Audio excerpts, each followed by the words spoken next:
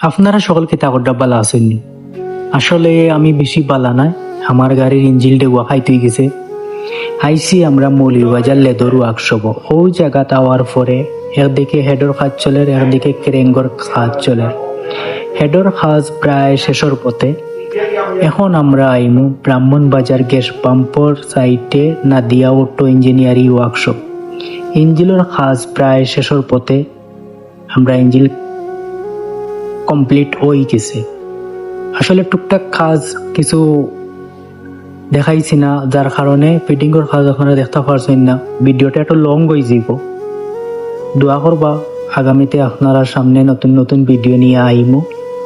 ওকে, আপনারা সকল ভালো থাকুক। আসসালামু আলাইকুম।